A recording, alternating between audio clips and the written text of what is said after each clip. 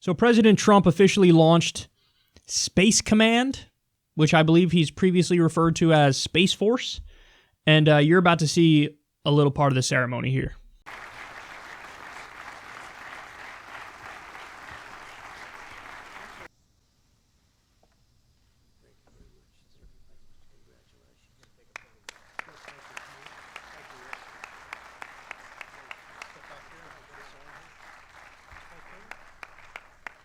We're gathered here in the Rose Garden to establish the United States Space Command.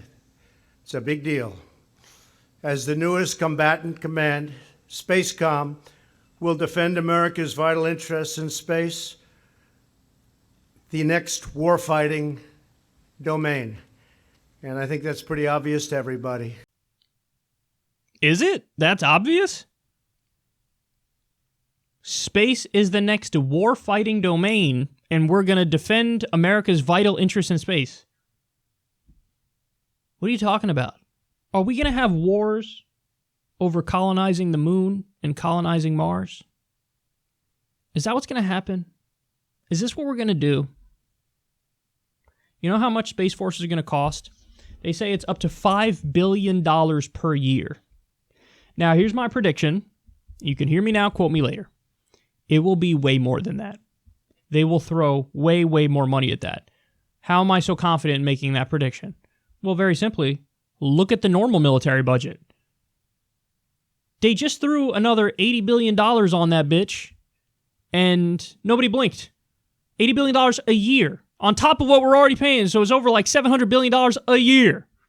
And nobody blinked. Nobody said anything. The media wasn't like, how are we going to pay for that? Nobody said anything. So this, they go, yeah, it's up to $5 billion a year.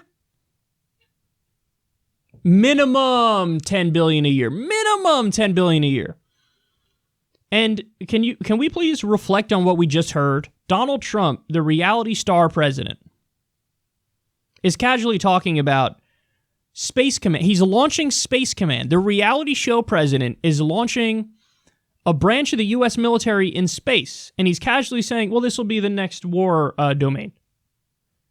You do realize if there is indeed a war and we have one in space, that would coincide with the end of humanity. Because a war is not going to be limited to just space. If you attack Russia in space or you attack China in space, then they attack here on Earth and the nukes are in the air and we're all done. Game, set, match. Look at how casually they talk about this stuff. And look at their priorities. They're talking about war in space. War in space. At the same time, we have at least 500,000 homeless people in this country, at least 50,000 homeless veterans, an economy that's crumbling, a stock market that's about to absolutely tank, wages been stagnant since the 1980s, infrastructure. Did I mention infrastructure crumbling? If I didn't, I'll mention it again. If I did mention it, you're getting it twice. Infrastructure crumbling. Mass incarceration crisis. Again, the list goes on of all the giant problems that we have here. And we have endless money for the military, and now we're starting a branch in space. And nobody on TV is shrieking about the cost, the price. Hey, what about the misplaced priorities? But Bernie Sanders comes out with the idea to eliminate all medical debt, and all of a sudden, I can pay for that. I can pay for that.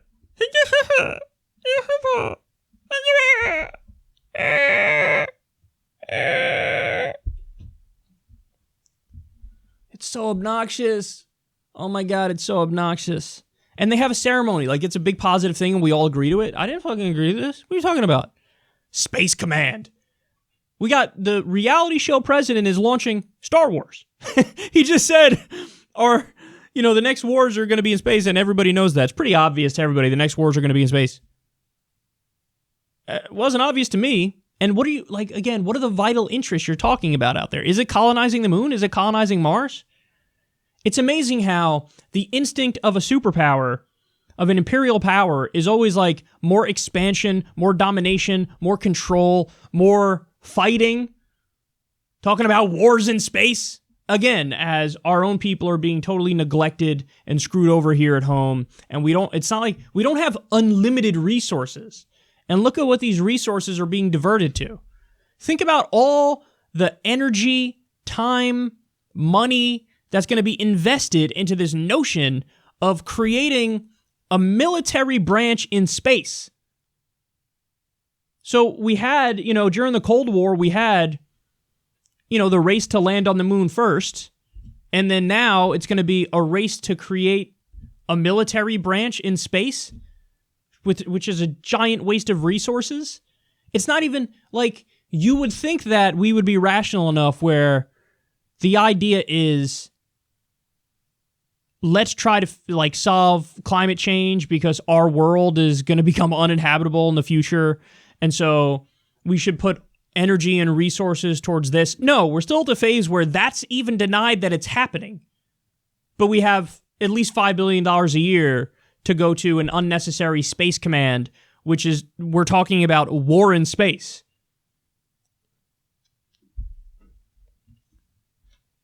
So it's not obvious and clear to everybody that climate change is happening and that we need drastic World War II level action now. But to Trump, he says, well, it's pretty obvious to everybody the next war-fighting domain is going to be in space, so we're obviously creating a space command. Duh. I never understood why people love, fiction novels, for example, because I always felt like, why would you want to read about something that's fake when reality is stranger than fiction? We can put the Star Wars aside for a second, Space Wars aside for a second, and maybe focus on all of the insane problems that we have here, and we can fix them. And by the way, I'm not anti-NASA, I'm not anti-space exploration, but to frame it through the lens of, well, we got to do it because there's going to be wars in space, and we got to defend our vital interests. Oh boy. Here we go again. It's militarism, militarism, militarism, neglect everything else, and oh yeah, a Green New Deal, which is based on a New Deal, or which is based on a New Deal, I should say. A massive mobilization effort to move towards green and renewable technology and create millions of good-paying jobs across this country. That's insane. That's so stupid. That's so dumb. But Space Command to fight wars in space and defend our vital interests, that's totally common sense, bro. Totally cool. Remind me who the silly people are again.